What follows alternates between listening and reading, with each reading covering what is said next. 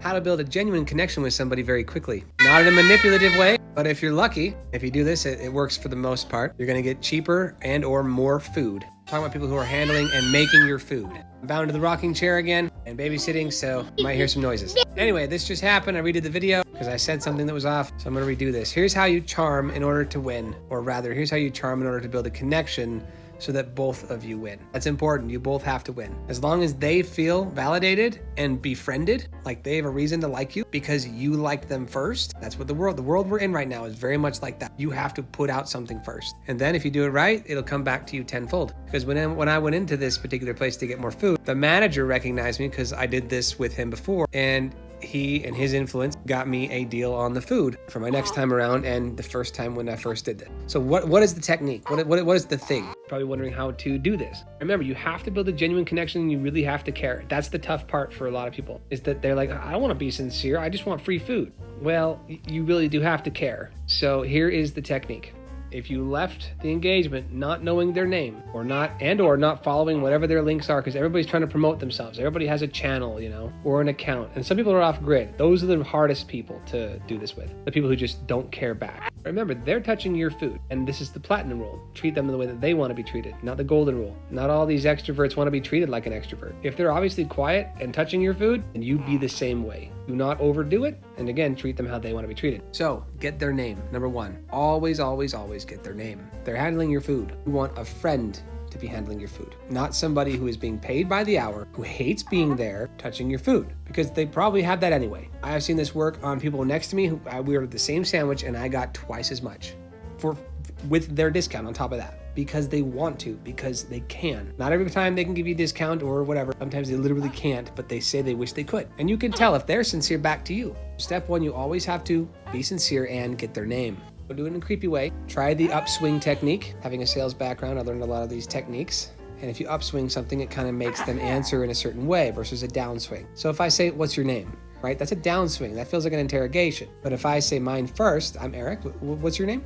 And you upswing it kind of makes them hesitate for a second and be like, oh, my name is blank. So that's a nice way of kind of like squeezing out the awkward in order to help them feel comfortable to answer the personal question, which is what your name is. And everybody loves the sound of their own name, okay? That's very important. You need to realize everybody loves the sound of their own name because throughout their life, that's what they've gone by. That's how they respond. Even if they hate their name, they will respond to their name because it's their name. So I hope this is helping you realize how to build a genuine connection pretty quickly, especially when you're getting a sandwich.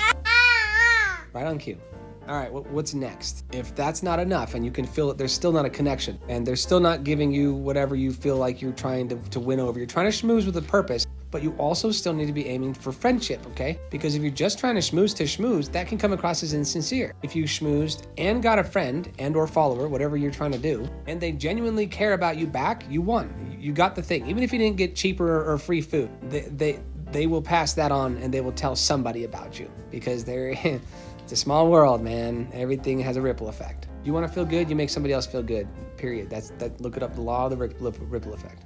Okay, the next thing is to support them in some way. Find a way to support them first because that makes them want to give that back to you. Like if you give somebody a compliment and they say thanks, it's awkward because they're trying to look for a way to say thank you back, or they're trying to give you a compliment back. It's a natural feeling as a human. You dress really stylish. I really like the way you dress. Because that's something you don't know anything about them, but you can see that as like, even if you're not a sensor, you can see what they're wearing. I really like your shoes. Very cool. You can even throw out a personal thing.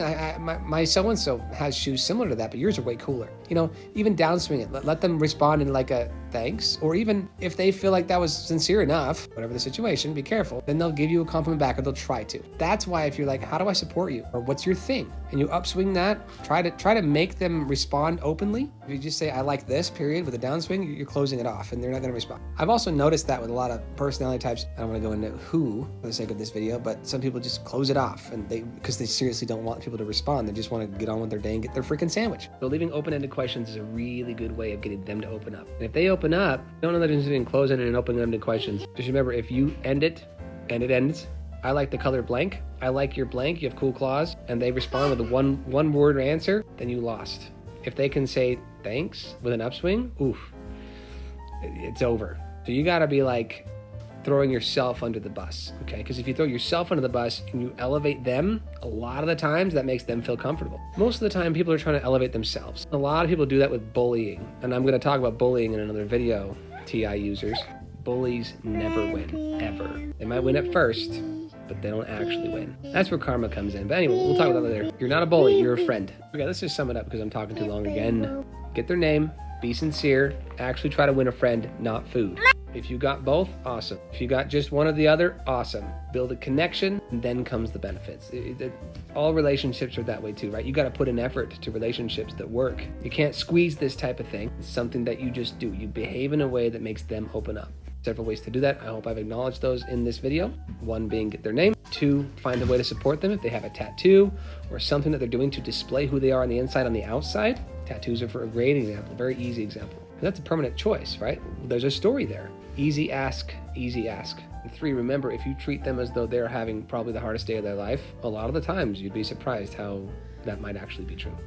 Boom, you made them feel good, you made them feel acknowledged, you respected their position, you recognized that, hey, they're making a sandwich, you're trying to spice up the moment for them. If you overdo it, you'll come across as insincere. If you don't do it at all, you're just gonna get a basic sandwich. And you know what? Good thing you can see it some of the times, because who knows what they're gonna do to your food otherwise. You piss somebody off and you know that they're touching your food, I think twice before eating that food in today's world, especially. If you have any horror stories, I'm sure we'd all love to hear that. But yeah, there are some personality types that do not do this naturally. And they are the ones who need to hear this more than anybody else. So if you know anybody who needs to know this or use this or have a little more respect and charm when ordering their food, for example, especially when it's like an open cafe type of ordering food, where you can see it being made in front of you, then send this to them. Help them understand that names are important, feelings are important, even if you're a thinker type. I know an ISTJ who says, this is not what I ordered. What do you think they're gonna do to the food when they take it to the back? Okay, think, thinker.